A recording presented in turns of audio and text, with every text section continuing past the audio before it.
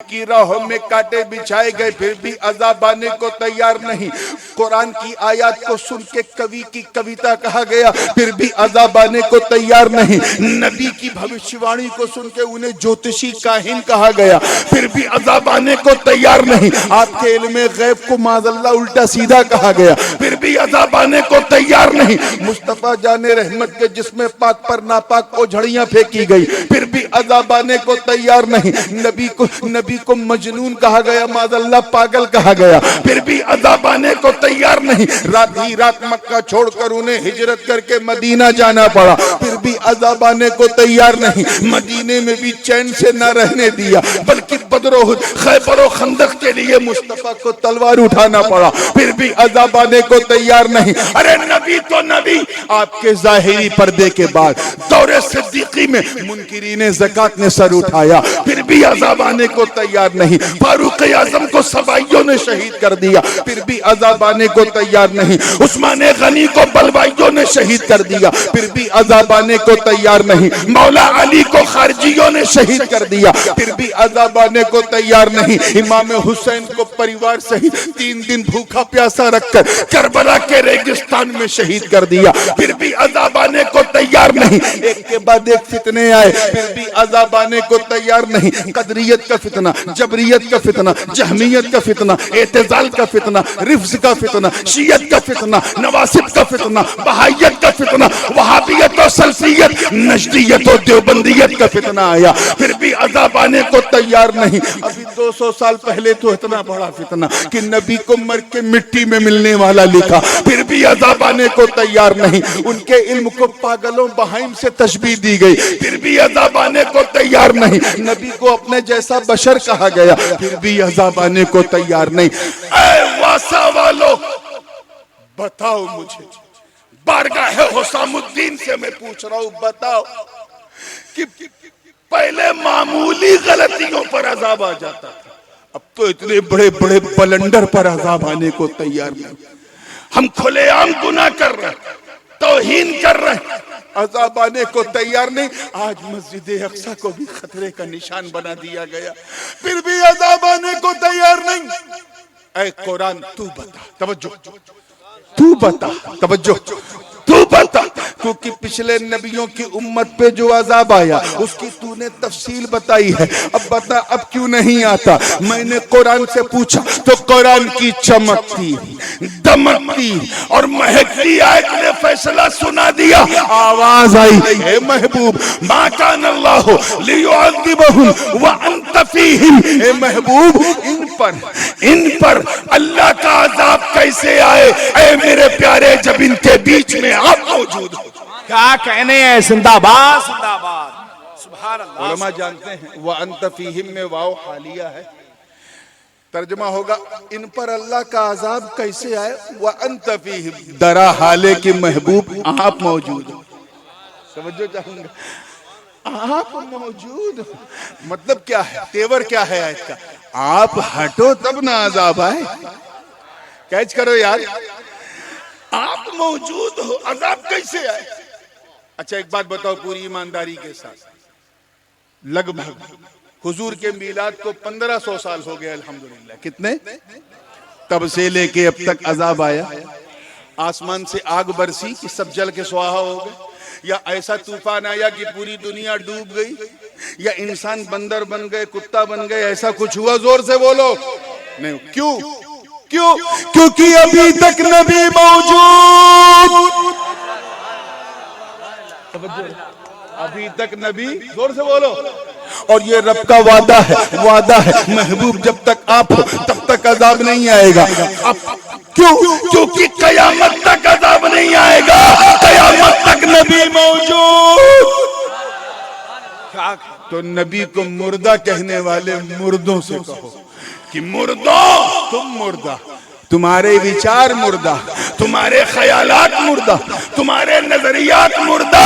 ہم تو اس زندہ نبی کو مانتے ہیں جو ایسا زندہ کہ مدینہ میں بھی زندہ، سنیوں کے سینے میں بھی زندہ. تبھی تو ہمارے امام نے مچل کے کہا کہ تو زندہ ہے واللہ، تو زندہ ہے واللہ، میری چشم عالم سے چھپ جانے والا۔ سبحان اللہ۔ اسی لیے ہمیں آنکھ دکھانے والوں سے کہہ دینا کہ ہماری خاموشی کا غلط مطلب مت سمجھو، ہمیں آنکھ مت دکھاؤ۔ اسلام کی جتنی بھی مخالف طاقتیں ہیں ان سے بول دینا کہ ہمیں ہمارے جگر کے سامنے اپنا تیر مت آزماؤ، ہم مصطفیٰ کی امت ہیں، ہمیں آنکھ مت دکھانا۔ کیوں؟ کیونکہ تم پر کوئی عذاب نہیں آیا، اس لیے کیونکہ تمہارے بیچ میں ہم ہیں اور ہمارے بیچ میں مصطفیٰ۔ واہ واہ واہ۔ ہمارا پاؤں دھو دھو کے پیے تو یہ رب کا وعدہ ہے۔ ایک صاحب کہنے لگے یار واسا میں جلسہ نارملی 12 بجے ختم ہو جاتا ہے، عرس کا خاص کر، پچھلے سال بھی شاید ایسے ہی کچھ ہوا تھا، اس سال تو معاملہ ہی الٹا، 12:15 پہ میں شروع ہوا آئے تو پیچھنے لگے، کہنے لگے کہاں یار، ہاں کہنے لگے کہ یار یہ کب ختم، جلسہ کب ہو رہی ہے، کب ختم ہوگا؟ تو پیچھے ایک صاحب کھڑے تھے، وہ بیچارے اس بہانے سے اٹھے تھے لیکن چائے گرم گرم دکھی تب سے کھڑے ہو کے سن رہے ہیں، تو ان میں سے کسی ایک نے کہا یار پہلے پوچھتے تو ہم بتا دیتے کب ختم ہوگا، اب نورانی میاں سے پوچھو کب یہ ختم کریں گے۔ وہ کیوں؟ یہ سمپل سی بات ہے یار، جو جس کے لیے آتا ہے اس کے رہنے تک رہتا ہے۔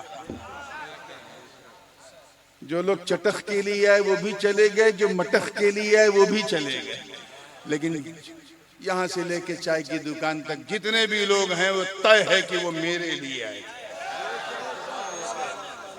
تبھی تو میرے ساتھ ساتھ بیٹھے ہیں، اگرچہ تھوڑا تھوڑا ایٹھے ہیں لیکن بیٹھے ہیں۔ تھوڑا مسکراؤ، اس پہ کوئی جی ایس ٹی نہیں ہے، اور ویسے جب سنی مسکراتا ہے تو بدعقیدہ گھبراتا ہے۔ اللہ یہ مسکان آپ کے چہروں پہ سلامت رکھے۔ توجہ چاہوں گا زندگی کے ساتھ، نورانی میاں کب تک چلیں گے یہ پوچھو، کیونکہ یہ جو جس کے لیے آتا ہے اس کے رہنے تک رہتا ہے۔ میں دیکھو مائک نورانی کے لیے، اب یہ بتائیے ہمارے نقیب اجلاس بڑے مخلص ماشاءاللہ، آپ کا اس میں اچھا ماشاءاللہ نام سنا، کیف رضا مشاہدی صاحب بڑی کیفیت کے ساتھ نعرہ لگا رہے، بڑے جگرے کے ساتھ۔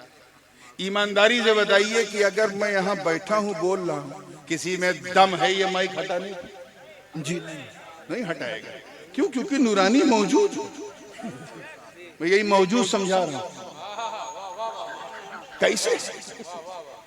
یہ فرش لگا ہوا ہے کیونکہ نورانی موجود ہے، علماء بیٹھے ہیں نورانی موجود ہے، سارے کیمرے چل رہے ہیں کیونکہ نورانی موجود ہے، لائٹ جل رہی نورانی موجود ہے، کرسیاں لگی ہیں کیونکہ نورانی موجود ہے۔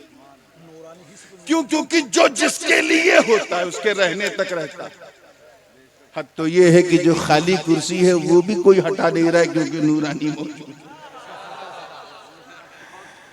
ہاں جب میں چلا جاؤں گا obviously مائک ہٹا دیا جائے گا، چادر کو سمیٹ دیا جائے گا، شامیانہ اتار دیا جائے گا، کرسی پہ کرسی، کرسی پہ کرسی رکھ کے مینار بنا دیا جائے گا، سارا نظام درہم برہم لائٹ وائٹ بجھا دیا جائے گا۔ 1 گھنٹے بعد آئے دیکھو یہاں کتے جو ہیں منڈرائیں گے۔ کیوں؟ کیونکہ جو جس کے لیے آیا تھا جب وہ گیا ساتھ سب کو لے گیا، جب تک وہ تھا سب موجود تھے، وہ گیا سب گئے۔ بلا تشبیہ یہی تو یہ آیت کہہ رہی، اے محبوب ان پر عذاب آئے کیسے؟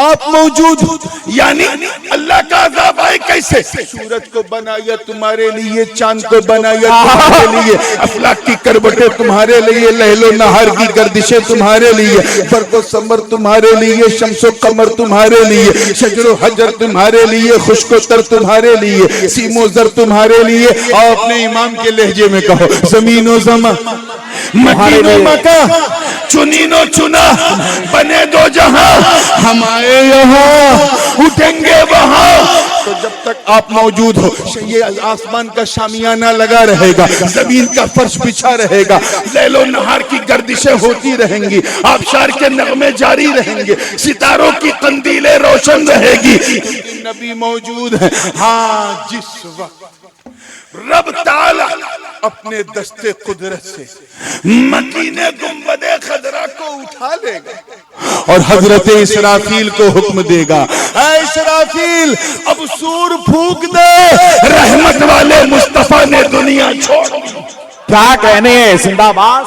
تو کیا سمجھے، کچھ پلے پڑا کہ نبی کے وجود کا نام، نبی کے استتو کا نام نظام کائنات ہے، نبی کے چلے جانے کا نام قیامت ہے۔ واہ واہ واہ۔ اب اگر کوئی پوچھے قیامت کب آئے گی تو بہت اچھا جواب قرآن نے دیا ہے، اندہ علم الساعہ، اللہ جانے کب آئے گی۔ لیکن ایک جواب آج اس جلسے سے لے کے جاؤ، یہ تو طے ہے کہ جب تک مکین گنبد خضرا اس زمین پر ہے، کچھ بھی ہو جائے، 1000 میزائل چل جائے، قیامت نہیں آئے گی، کیونکہ نبی موجود، نبی مدینے میں بھی موجود، ہر سنی کے سینے میں بھی موجود، اور کرم ایسا کہ بغداد میں عبد القادر پر برس برس کے موجود، غریب نواز کے قصبے میں نبی کا جمال موجود، اور آج حضرت مخدوم حسام الدین کی درگاہ پہ جا کے دیکھ، بغض کی عینک پھینک، محبت کا چشمہ لگا اور دیکھ گنبد حسام الدین کو، جب تو دیکھے گا تو دنیا کہے گی روضہ حسام الدین کا ہے، مگر دل بولے گا جلوہ مصطفیٰ کا نظر آ رہا ہے، جلوہ مصطفیٰ کا نظر آ رہا ہے۔ قابل مبارکباد ہیں ہمارے کمیٹی کے لوگ، نوجوان لوگ، کاشف میاں، عامر میاں، ان کی پوری ٹیم، جنہوں نے اتنا شاندار اہتمام پچھلے چند سالوں سے، اور میں یہ دعا کرتا ہوں کہ یہ روز افزوں بڑھتا رہے، اسی طرح بڑھتا رہے، لیکن یہ بھی خیال رکھا جائے کہ جب تک لوگ یہاں سنتے ہیں تبھی تک جلسہ بھی کیا جائے، اسے زبردستی 1:30 بجے تک نہ پہنچایا جائے، ٹھیک ہے؟ وآخر دعوانا ان الحمدللہ رب العالمین۔ السلام علیکم۔